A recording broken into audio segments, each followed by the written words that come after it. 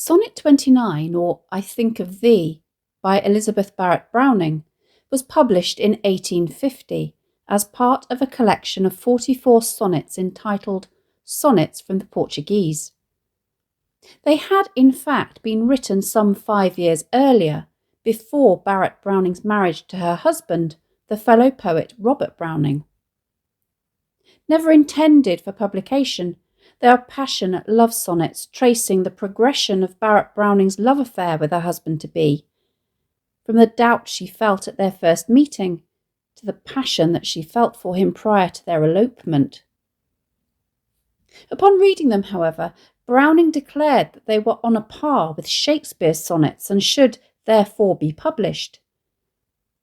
In order to spare her blushes, the title of the collection was to falsely allude to the idea that they had been translated from another language.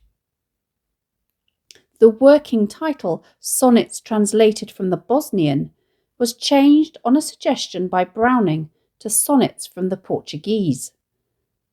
Browning's nickname for his wife, due to her dark hair colour, was My Little Portuguese, and constituted, therefore, a private and intimate pun. The poem loosely follows the structure of a Petrarchan sonnet. It has 14 lines, divided into an octave, 8 lines, made up of 2 quatrains, and a sestet, 6 lines, with a bass meter of iambic pentameter, di-dum, di-dum, di-dum, di-dum, di-dum, and a rhyme scheme of A, B, B, A, B, B, A, C, D, C, D, C, D. Whilst her rhyme scheme generally conforms to the rules, Barrett Browning plays around with the metre somewhat. The first 6 lines are rhythmic iambic pentameter, but after that, line lengths vary from 10 to 12 syllables, with a substitution of trochees, dum-dee, anapaests, diddy-dum, spondees, dum-dum, and hypercatalectic lines, or the addition of an extra unstressed syllable, to disrupt the rhythm and to enable her use of double or feminine rhyme at the ends of lines 9, 11, and 13, e.g. in sphere thee, hear thee, and near thee, which necessarily has its stress on the penultimate syllable, dum-dee, rather than the last syllable, as dictated by iambic rhythm, di-dum. Sonnets also usually have a volta, or turn, marking the end of line 8 and the beginning of line 9. Simply put, the octave usually presents a problem or a situation, while the sestet either comments on the problem or provides a solution. The volta in Barrett Browning's sonnet, however, is more elusive, and I'll explore this as we go through the poem line by line. In terms of language and imagery, the poet uses the extended metaphor of vines growing around a tree to communicate the way in which her thoughts of her lover grow uncontrollably until they obscure his actual presence.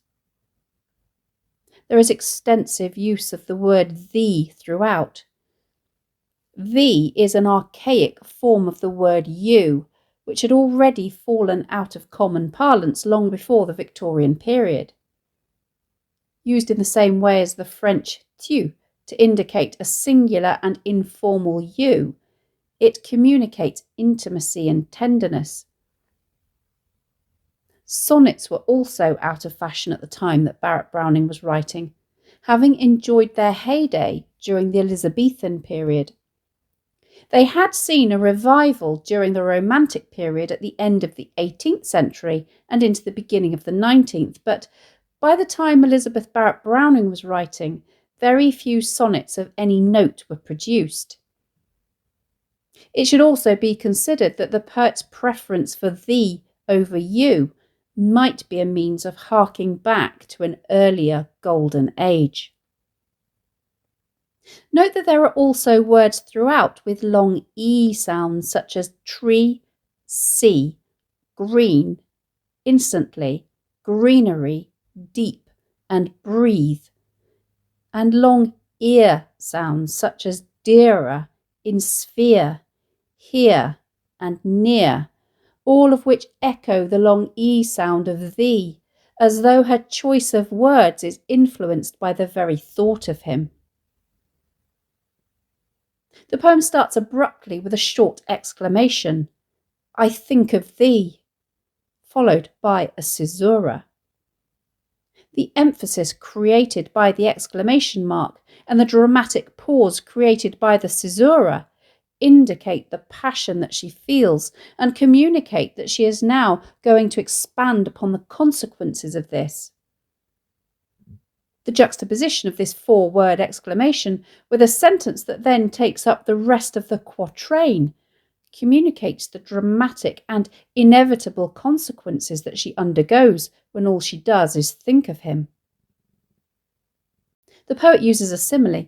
My thoughts do twine and bud about thee, as wild vines about a tree put out broad leaves, to evoke the way in which, once she starts thinking about the man she loves, her thoughts take on a life of their own. The imagery relating to organic growth and the enjambment at the end of the first line gives the poem momentum and evokes the burgeoning of the vine.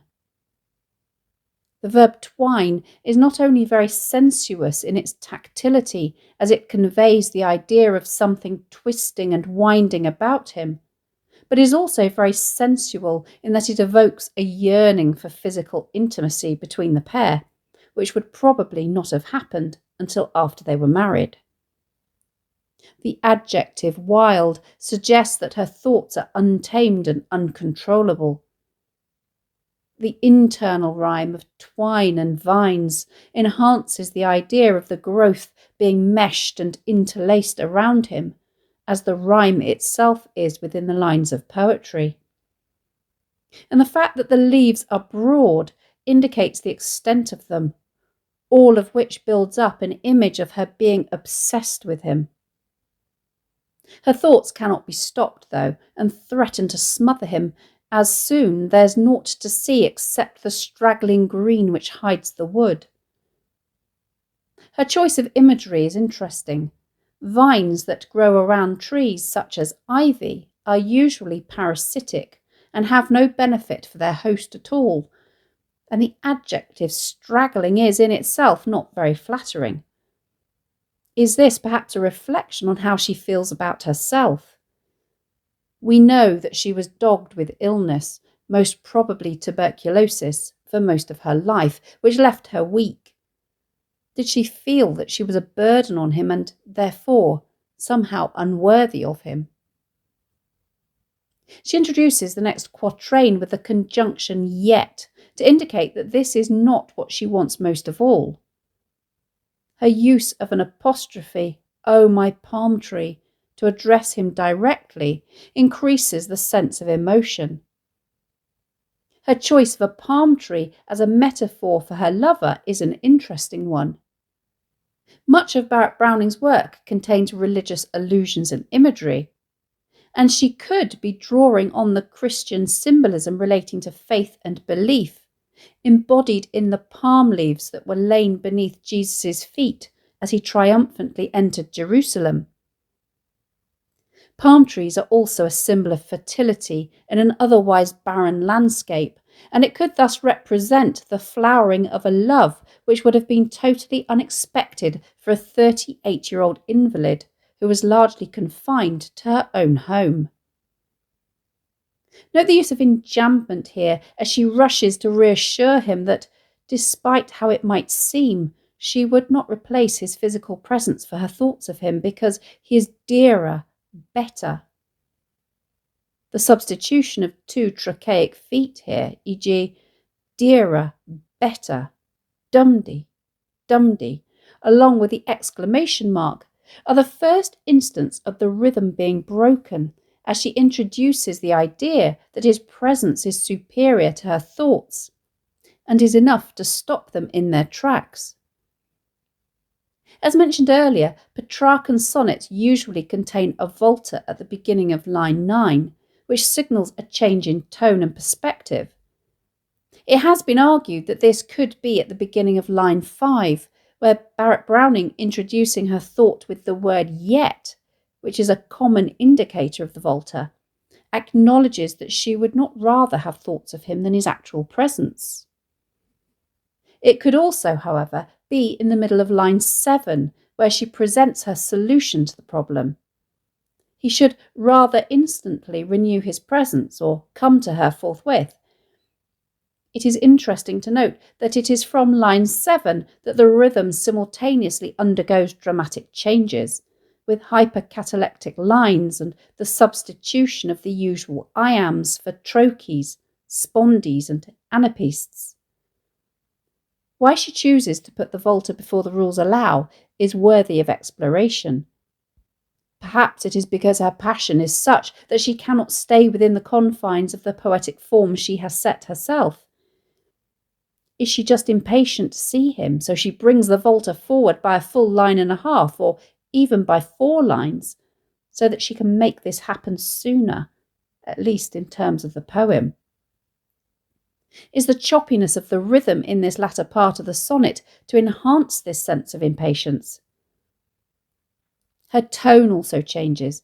Although her language takes a form of control, with her use of the imperative mood to command him to renew his presence, the action is all to be on his side. She is helpless. It is up to him, as a strong tree should, to shake her thoughts off by rustling his boughs and setting his trunk all bare. Once again, she breaks the metre with the substitution of a trochee at the beginning of line 9, with the image of him moving to break free of the confines of her thoughts, embodied in the confines of the poetic metre.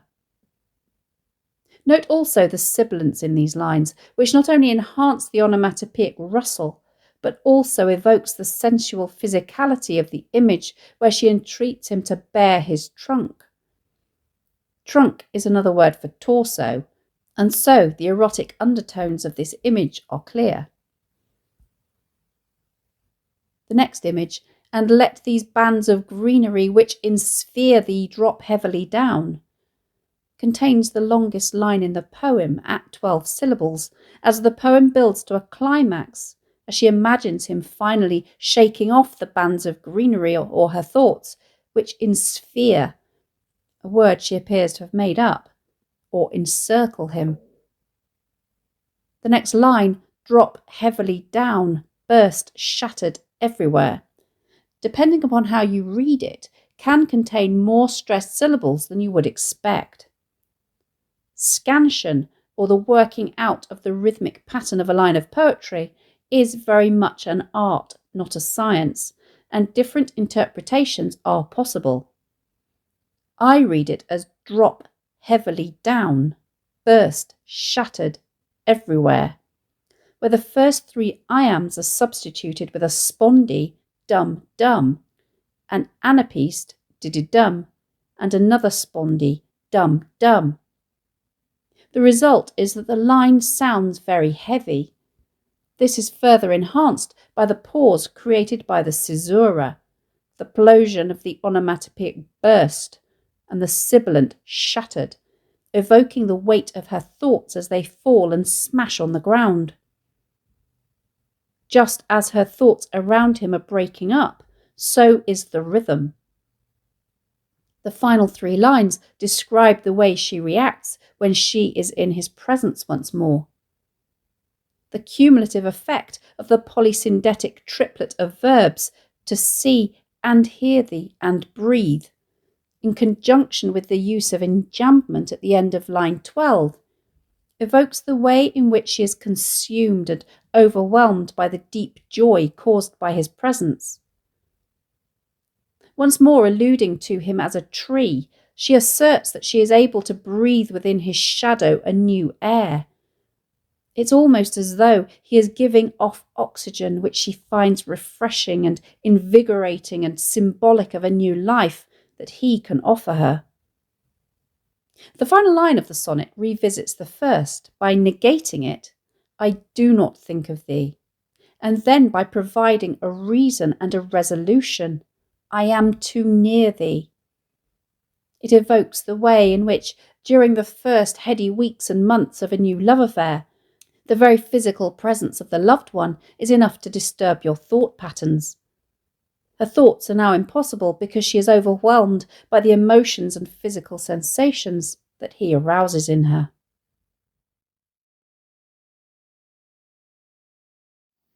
Thanks for watching. If you have any questions, please let me know in the comments section below, and I'll do my best to answer them. Don't forget to subscribe to my channel for more videos on English language topics and exam techniques, and English literature texts.